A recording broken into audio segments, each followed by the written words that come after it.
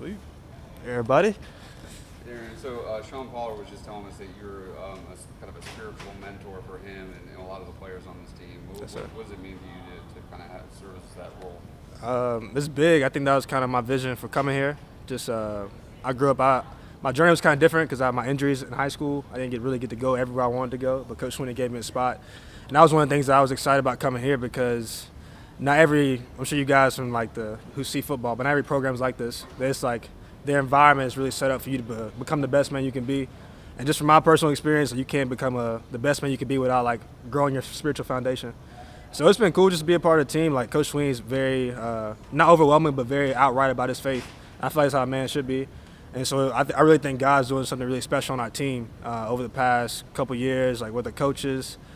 I think all of our coaches can stand on their 2 feet and talk about their faith, which is very rare too. And so I think it's trickled down to the players from the top down. I think it's something cool is happening. Like we got a couple groups on the team, guys deciding to follow Jesus, guys getting baptized. It's just awesome to see.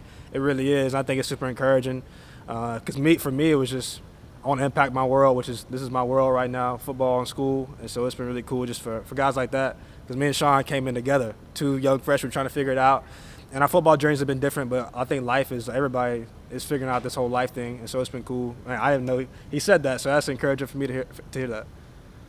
Can you walk us through, like Dabo was telling us a little bit of the process of how you actually become an ambassador? You said you had apply and have letters read. Can you kind of walk us through All right. what that process is? Yeah, I think so. The inaugural year was kind of like my first year on the team. It was kind of like brand new thing. Anybody wants in, kind of jump in. And so we realized that probably can be the process going forward the entire time. And so now it's become more of a thing where just like to have a process to go forward. This thing lasts the next 25, 30 years, however long Coach Sweeney's still going to be here. And Paw Journey is still a thing. So it's the process, you get two letters of recommendation. You get a coach and somebody that's football related. So your position coach to somebody who sees you all the time, the ins and outs. And you get somebody who like works in football related staff. So that could be academic advisor, somebody who's just like in Paw Journey, or somebody who works in the building. It could be anybody who's seen you live a little bit. So you get two letters of recommendation, and then you pretty much tell why you want to be in the program. And it's cool. Like a lot of guys, like some guys want to start off on a good note. Like Sheridan Jones is one of the guys who came in just immediately want to get part of it. And some other guys, like I said, I think college is you figure out what you want to do. And some other guys kind of later on their journey, they kind of see a little bit, done a little bit, and be like, maybe I should get in on this thing because it's a lot of benefits in being a Paw Journey ambassador. So a couple guys who on their last home stretch wanted to do it this past time. So it's been cool to, like I said, different guys get in for different reasons. But I think it's all because they want to better themselves as a man. Being a local guy from Anderson is kind of like a dream come true for you to not only be playing for Clemson on scholarship, but Yeah. to be a part of this, unprecedented historic run that the program's been on. Yes. Man, I joke about I really feel like I was born at the perfect time, perfect place. Because, I'm here, I'm 2 for 3 in national championships, with opportunity to maybe fill up the hand. And so we'll see. I think just my dad, this is a little fun. My dad ran tracker in the 80s. So, like, Clemson's kind of been in the blood. So he ran tracker in the 80s. My mom went to nursing school here.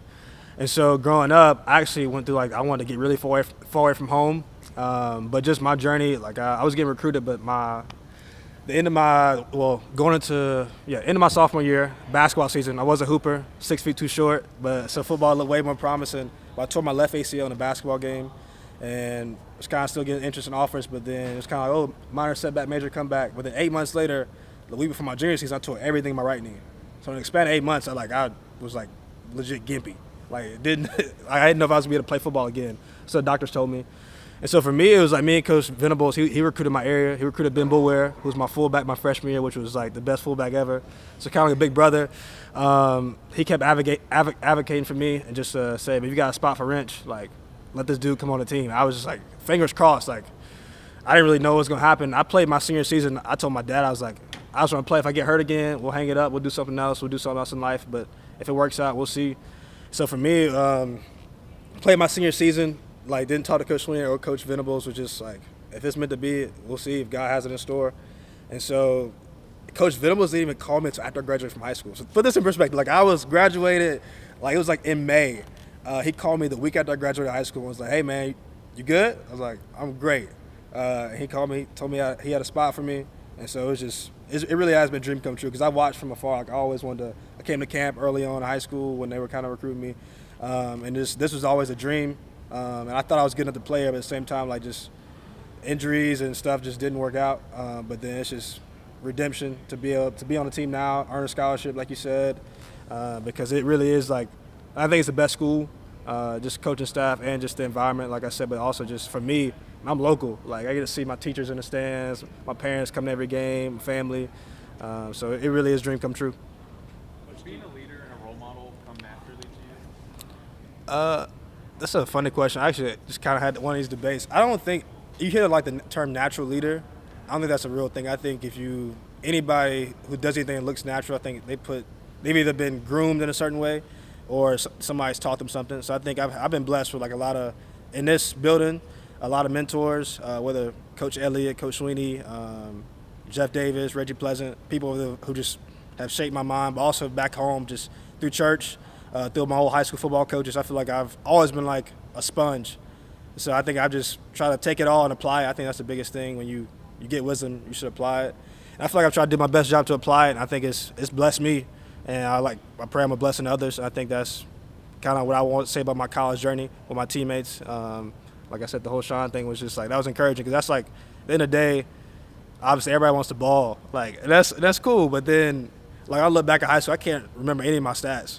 But then my teammates, how they feel about me is important. I feel like I still got good relationships with those guys, and I think 5 years down the road, I think this is what I want to be remembered for is just how I treated people, what they remember about me, and like if I was a leader, if I was a good guy, when they hear my name, did they smile or that's kind of like I don't want to talk to that dude ever again. So I think, I kind of went a different way with your question, but I would say I don't think it's natural. I think the leaders I've seen, they take things and apply them, and that's what I try to do in my life. Man, dope opportunity, me and Kayvon.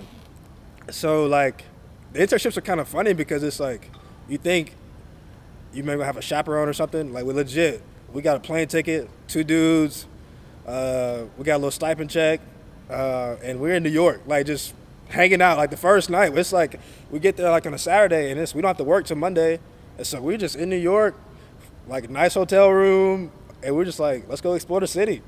And so it was awesome, man. Like it really was just like the freedom of it, like just getting to go. That was my first time going to New York. I actually went on the Paw Journey Business Week, but I haven't been to New York besides just 2 times, well, Syracuse, but before then, like on an 8th grade field trip. So you know what I'm saying? So it was just a cool opportunity to get to travel. But we didn't really have a like particular role. We just kind of oversaw everything, just kind of ins and outs. Got to meet some really cool people like Roger Goodell, Troy Vincent, who's a football legend, and just get to see like everything that goes on from football operations to you honestly don't know how much stuff goes into stuff like that behind the scenes, like how they make the calls. Like we got to sit in the video room and make some calls on like whether that was a flag or a penalty, like flag. We got them all wrong, and I was like, it's so hard to be a referee. Like it really is. We got all the calls wrong. So we got to do that, and then just you get to see like all like the legality parts of it, where it's just see how players get fined, kind of hear some crazy stories about guys in the league. And so it was just a cool opportunity because I think that's aspirations for both of us, whether we end up like playing or just being a part of like football still. I think it was an awesome connection to make because it's like how many guys just get to walk in the NFL office like that. Like it was because it's like ground level, it's like security, so you're not getting past unless you got a badge. So it's cool. We got to walk in every day, like flash a little badge, get to go up to like the whatever floor, and just to be like in the middle of New York City and feel like we were like the top of the world at the time. And also, it's cool. We got paid, so that's also good. A little summer money, so yeah, it was an awesome opportunity.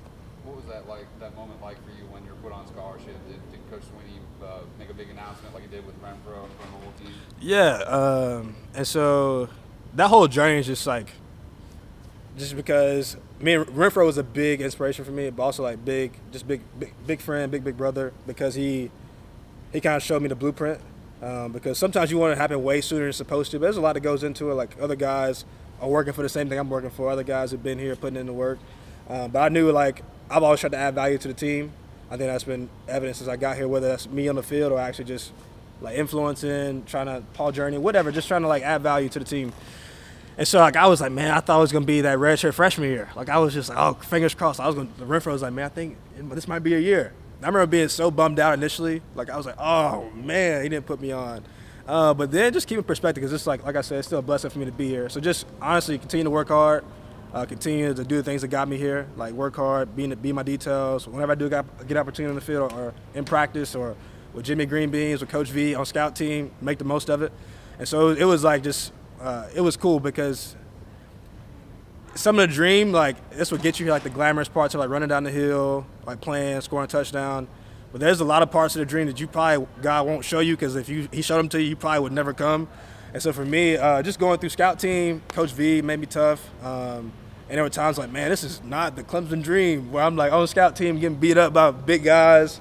But it was part of it. Like then there's times where just to be a scout team guy or just to not travel to all the games, and maybe appreciate the whole like entirety of what was happening. So for me to get put on going to my redshirt sophomore year, it was just I was just overjoyed because like I mean it's a scholarship, but it just meant a lot to me, the like totality of the process for me, just coming from where I come from, being a local guy, tearing my ACLs and everything else, going to actually get to play again, to now like playing for a program like this, and so it just meant the world. And so it was just I think it was like like God giving me like a big hug because he knows everything. He seen all the stuff I've done, and so I think it came at the perfect time. I remember calling my parents, made me cry. Like I was bawling my eyes out. My parents were excited. All my friends who've seen me go through this journey, because I definitely could have went other places and it could have been a lot easier. But I just feel like if you're gonna do it, let's do it. Like come to Clemson. And the Lord's been super faithful, and I think that was the dream coming to fruition. The dream's still coming together, like just getting to play more and all that good stuff. But no, it really was it was awesome.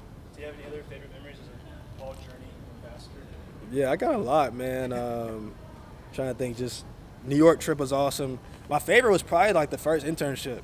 It was me, Kelly Bryant, Darien Rencher, Kenyon Tuttle, Chris Register, and the Davis twins. I think, am I missing anybody from that trip? That was honestly, so we were like, going to New York City is cool, but we were like in California. Like I was like, never been out west. It's crazy now. We actually went to the same place, like right down the street from where we played the national championship. It was actually kind of like, I was like, all right, this is kind of a little foreshadowing. Went to Santa Clara for an internship with Adobe. And this is kind of funny. Like we like put us in a nice hotel, and we were just kind of, we were out there for 2 weeks. So the last internship was a week, but we were out there for 2 weeks. We felt like Cali boys. Like we met a couple of dudes who went to like San Jose State, just like out there hanging. But it was awesome. That's probably one of my favorite memories. The New York, the business week was good too. Because sometimes when you play ball, like you don't get to interact with everybody like you want to. So the business week was like a weird group of guys, because it's like all guys that kind of friends but not really friends. And it was kind of one of those things we all just became like really good friends after like 1 week of spending time with each other. We had one guy threw up on the plane, which is hilarious. I'm not going to disclose his name, but we're legit on the plane. And it's one of those small planes too. It's not like Delta. It's like we were flying a small plane from GSP to New York, and he throws up on the plane. Everybody's just like, we're sitting there for like an hour, and we're just all like dying laughing. And so that's probably one of my favorite memories, just going to New York, going first internship, because it was the inaugural one. So. Do you have any job offers yet? Any prospects? I actually do, man. I got a vision in my head, and we're gonna play it out till the wheels fall off, and so we'll see how it happens. But yeah, just I think the cool part of like, it's not just gimmicky while we do internships. It's not just, obviously I think it's the companies get both, like get us to come in like national champions, and they come in and like honestly give them. It's cool to have us there, but at the same time it's like the goal is legit to make opportunities. It isn't just to just be for show, but just give us opportunities. So some of the internships I went on, we got guys working for Adobe, we got guys working for Cisco, and then the NFL was like, when you guys are ready. Like, so I mean, it's just I think it's awesome. Like, I've gotten a couple of job opportunities, even just other stuff like local businesses. I think it's just giving us exposure, because like it's sad, but you see a lot of guys finish their time like here, or not necessarily here, but like in college football, and like if you don't go to the league, it's kind of like, did you use your time? And most programs like just don't set guys up for success.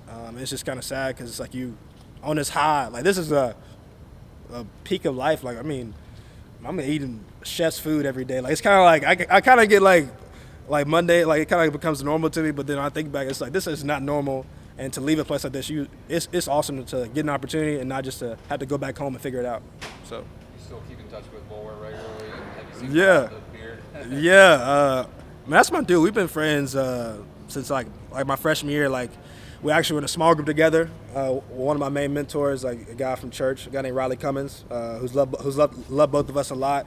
And so been to the gym, been to the junkyard. Was there for like the original opening. I've been to a class, and he made it his point to kill me. I was with my girlfriend too. I was like, dude, like he was like, go harder. And you know, if you know anything about Ben, like he's super intense. So I'm sitting there, it's like a Saturday morning, like we were all from bars in the spring. He's like, you gotta come to a class. And he killed me. And so I was like, so yeah, I've seen him. We still stay in touch. We went to, we actually served together at the Gauntlet, little summer trip we take with our church. So he's still doing well. Don't worry, he's still super intense Ben. That's why people love him, because they like feel like he's like in there just like, this is a football game. He's in there intense, yelling at everybody, like people, wives, kids, old women, and they love it. They eat it up. And so he's doing well, man. I think it's like just to see a guy transition from ball, I think it's been encouraging, because he's opened up a new business, opened up a new location in Greenville. He's doing his thing, the junkyard. I think it was perfect for him. So had Venables not reached out to you a week after you graduated, what was the plan? Like, were you still coming to Clemson, or were you going to go play somewhere else?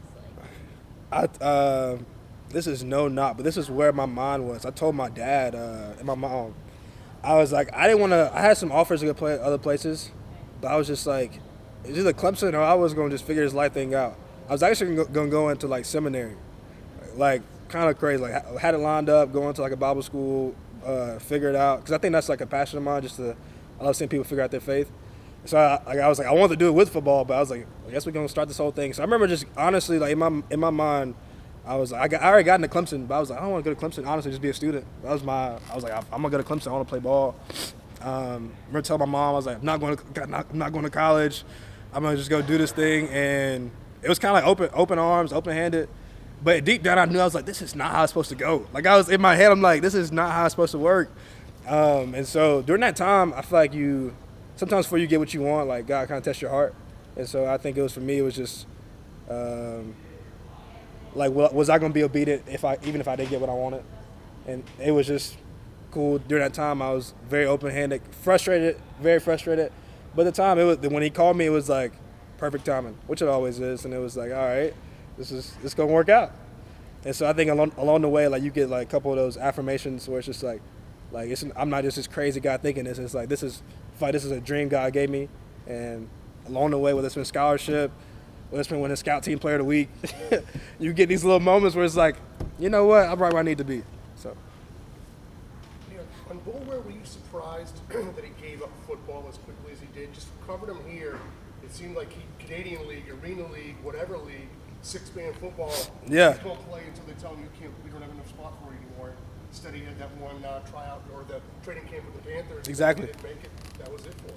Yeah, I was. Even like just. One of my really good friends, we've grown up together, Kendall Joseph, he's kind of made a quick transition too into like the sales world. I think there's like a part of you, like, it's just real. Like you don't want to not do anything, and if you do it, you want to do it to the furthest extent. So some guys like it's for them. They love ball a lot. I know they'll go play in the Canadian League, which is nothing wrong with it. They go play, do arena football, and that's awesome. But the other perspective is like, if it's either the league or we ain't going. And I think that was kind of Ben's thing, was like, man, if I didn't make it here, I'm not going to like spend the next 5-10 years chasing a dream that may not be fulfilled. And so his thing was like, I'm going to go do something. I'm going to make it great. I think that's the mentality he took. Because obviously, man, if you know Ben, like, he loved ball more than anybody I know. And he wanted that was his dream. And he wanted to make it happen. And I would have bet my house, like after we win the national championship, that like Ben's going to play 10 plus years in the league. But it just, people's journeys are different. It just didn't work out. I think his thing was like, I'm not going to sit at home and be wishful about my life. I'm going to make something happen. It's going to be great. I feel like that's what he did. I feel like I think that's like sometimes the better mentality is like, some people, yeah, you maybe take a year off and you get opportunity, but I don't think he wanted to linger that dream. And so I'm not surprised, because I know him and he wants to do something. And so he finally got his hands on the gym. Started off with legit 12 people in my high school until Hannah, and he used to like kind of like get the weight room, and they started off there, and now he's got like in a year and a half, I mean, best is a standard. Like got one of the best gyms in the upstate. So yeah. All right. Thanks, Darren. Thanks, Darren. Welcome. Nice to meet everybody.